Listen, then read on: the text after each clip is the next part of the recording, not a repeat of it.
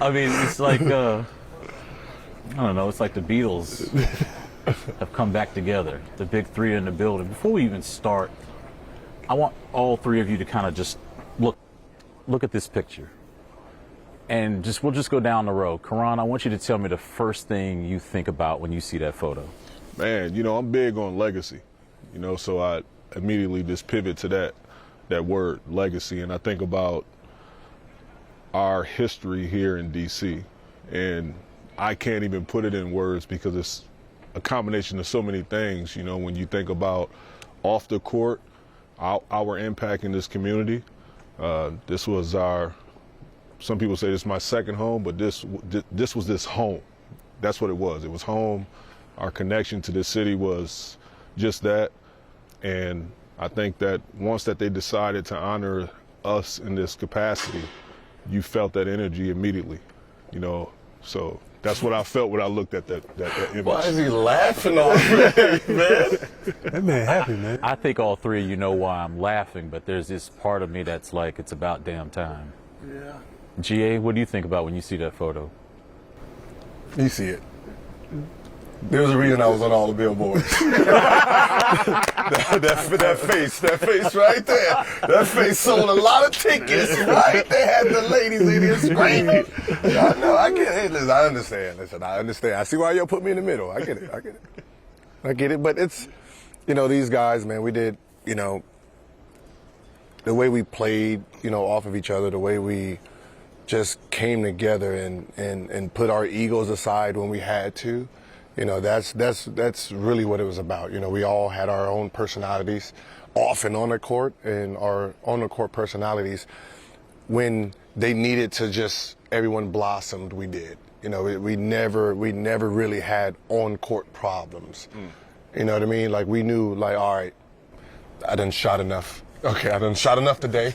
You knew that. You never had that problem. Like, I'll get that look, Antawn to give me that look, like, and then Caron be like, hey man, come on, man. You touched it. Yeah.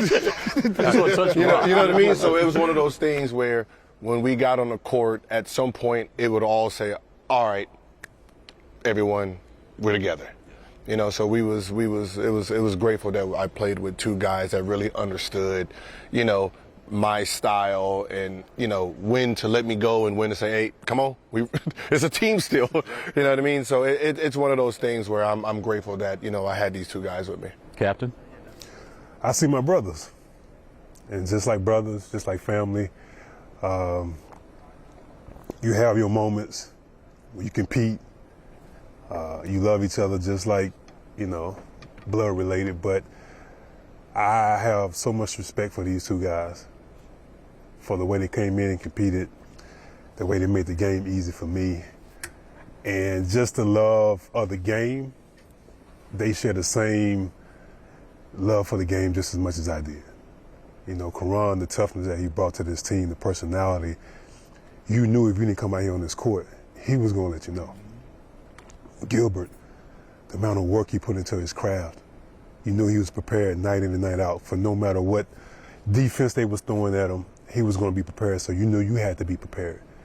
And the way we just played off one another, no matter what offense we had to run, no matter what obstacles were thrown our way, we always found a way to make it work.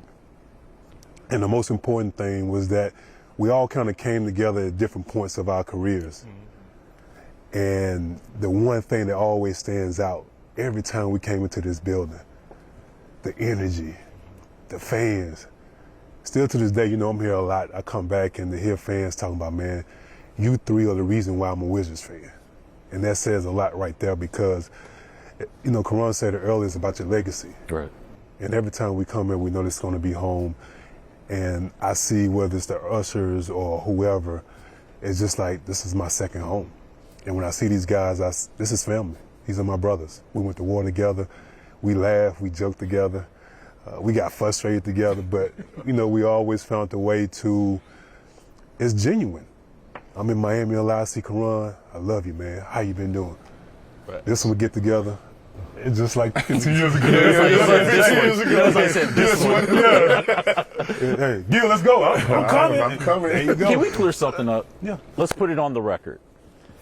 Can you tell the story the first time you were in the locker room with these guys and you made a statement? I think you're the one that told me the story the first time where you were like, there was no BS with you, how you wanted this team to play. Clear up the air on that story. Well, I think that I came from a losing situation, right? So they just beat Chicago in the first round, right? Yeah, so I come from a losing situation, and I just wanted to establish myself and my presence in the locker room. So I just let everybody know. I think it was in Toronto. Yeah, you trying to bully everybody. I think we were trying to establish myself. Welcome. We just won. I was just like, hey, I'm here too. And, this what I like to get done too, and it's like the way I like to play, and we'll keep this rolling. Keep this rolling. Right, exactly. Yeah. And everybody was like, bring it in three. Like, all right. Like, I said a lot of little stuff, but yeah, that's what it ended up boiling down to. The personalities are all different, but it worked. Like you mentioned, no BS, tough juice, the captain, smooth, bringing everyone together. And then this guy. Why did it work? We wanted to win. Yeah. That's the thing. I didn't care about the points. I didn't care about all that. We all wanted to win. And we knew in order for that to happen, it started with us three. And whether it's me not taking a shot until the whatever situation where we had one common goal, that was to win the basketball. Why you look at me like that when I say that? No, I'm saying because you right on, and also like we all love basketball. Yeah. Like I think that was the common denominator within all of us. Like we all did different things, we all had different personalities, but when it came down to getting down to this, like we loved the game of basketball. Like he got the bag, he had the bag, I just touched it. But we still that didn't matter. Like we wasn't bring our best version of ourselves to every game. We wasn't compete. You know what I mean? We love the spirit of competition. You know what I mean? And we just bought into that. So I think that's why our connection was just so potent on the court. You saw it. It was just every night you can mark it in the book. It's 74, 75 points going on that stat sheet from these three right here. You've been here all the time. You're here always. This might be the first time you've been back since you were with Orlando. Yeah. What was it like walking into this arena today? Man, the goosebumps, right? It was I walked in with a limp. Came to the court, was like, oh man, it's okay. This feels like it. Got the court. I'm sitting here I remember there was a dead spot over there. The three. It just brings all the memories. All the memories you forget or you try to lose, they all come back, right? The twins sat there. It just all comes back, and it's just man. You don't get that sense from the TV. Even though my TV's pretty big, you don't get the feel of it until you're really in this building, and it's really. What's cool is he's actually watches a lot of the games. You and I talked when John and Brad were breaking records or whatever, and I remember Brad broke one record, and I just texted you during the game being like, do you have a comment? And he was like, yeah, I just watched it, and he was just really engaged. So all three of you have really been immersed in the Wizards since you left, although you're in the business of beating us tomorrow, though. But still, what's it like now, having put the sweat equity in those uniforms, where now you watch the team play? For me, I'm still watching it as a fan. Obviously they're big on our radar tomorrow, and I watched the ATO that Wes drew up at the end of the game to try to get Brad over the top last night. I was like, okay, that was a dope play. I'm pretty sure he's going to probably use that again in the very recent future. Yeah, I'm just taking notes. But I'm still connected with the organization. It's two organizations that, across my career that I just feel super connected to. And obviously this is one of them, and the other one is the one that I'm employed by. So it's just I'm going to forever be a Wizard. That's just what it is. Mm-hmm. How about for you? Mine is, this is really the only team, where, I'm, drafted by Golden State, went to Orlando, went to Memphis, I don't even know how long I was there, but Enough to drink coffee. so this is where all my blood, sweat, and tears were. This gym, this exact floor. Watching the games. Now I'm watching it from the side instead of up and down as a player. I'm watching it from a side like a coach. It's different. It's not the same game. You know what I mean? It's coming from a different lens, and now I can see why Eddie Jordan was on my times. Because his view was way different than our view. We see something. I'm watching something here. He's watching something here, and when he says something, it's like, oh, he don't know what to talk about, right? But he sees something that I can't see. So watching it, watching it now is just. It's a whole nother level of basketball for me. This is, for me, where I became a captain. This is where, 3 of my 5 kids were born at. This is where this brotherhood started. And I made the transition as far as like what I'm gonna do after basketball. I didn't know I started out, me and Caron both, the commentary part of it. All 3 of us love the game of basketball. If we never played the game of basketball, we would have been on the blacktop playing against some little kids, trying to, do whatever. And the one thing I respect about these guys is that while we was playing, he was somewhat coaching. I was somewhat trying to put the pieces together. And he just, everything about the game. I mean, he pretty much was a coach out there on the court. He knew more about the game than, some of the coaches that, was on our staff and things of that nature. But basketball was our lives, and it still is to this day. I talked to Caron, I talked to Gil. We have kids. We're explaining to them about, the game of basketball and how it's affecting, what is he doing, this and that. And it's just like, we was put together for a reason because the love of the game, the way we saw the game, the way we competed, it just meshed together like it's just art. It wasn't forced at all. Still to this day, going away, doing different things. Gil's talking about the game every day. Caron is teaching the game. I'm still, trying to figure things out, putting, pieces to the puzzle. And it's like the way we kind of played the game, when we was playing, is kind of what life is kind of like pushing us to after our careers and stuff like that. So it's just special for me to come back and be a part of this organization now in a different role and still trying to accomplish the things when I was played the game with these guys as well. Fondest memory on this court for all 3 of you, what was it? I think for me was, I was at Golden State, didn't have any success, went to Dallas for a year, got some success as an individual, but that first year I came here, making it to the playoffs.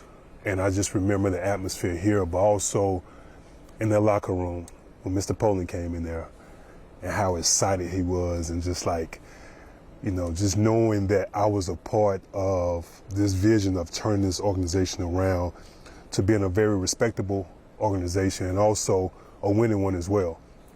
And for me to make that transition and to do it that quickly, all the hard work, all the sacrifice kind of like started to come into place. So I just remember being in that locker room and Mr. Poland, barely can, shake your back and things of that nature. But like, it was special because that was the reason why I was brought here. It was new, we had different personalities, and I was kind of that glue guy to kind of like, keep everybody together. So that's probably my fondest memory is when I first got here. And of course, we had some special moments.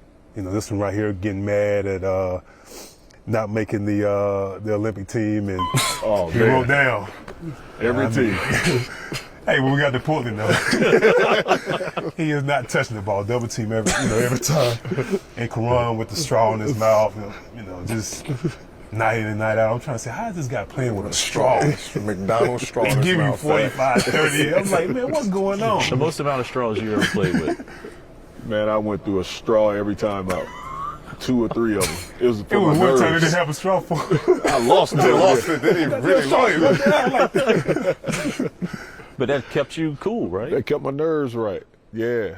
And And also, Eddie Jordan was a guy that didn't believe in limited rotation.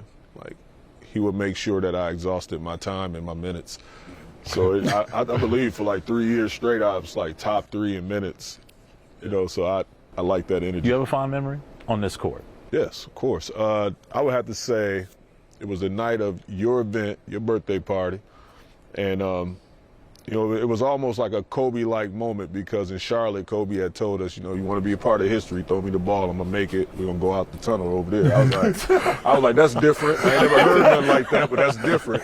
But then it was the same thing. Like, Coach drew up the play, Gil called it up top. You know, he danced with it for a minute and like turned around, like, you know, like, let's go have fun at my party. You know what I mean? Like, I didn't want to spoil my night, you know what I mean? Or y'all night to witness this greatness, you know what I'm saying? The whole city came out and they still talk about that event till this day. But that was like one of my biggest moments because you know, we see Steph doing it now.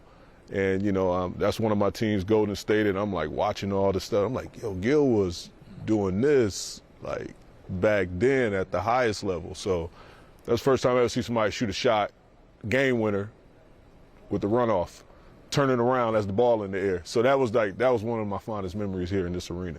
You had a few. Yeah. Yeah,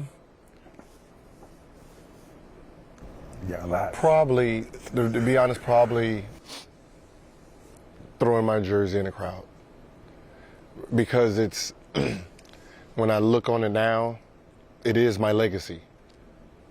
Because I don't have a game-worn jersey. So, you know, my memory is in this arena throwing my legacy for someone to be a part of it. And I think that's what, you know, when I look back, you know, I put everyone's jerseys on the wall and I'm sitting here like, yeah, I don't have none of mine. Yeah. And it was like, you know, from All-Star jerseys, Darren had the agent in the back, All-Star jersey that I had made. My Olympic jerseys is in the city, both of them, the white and the blue. I got yours though.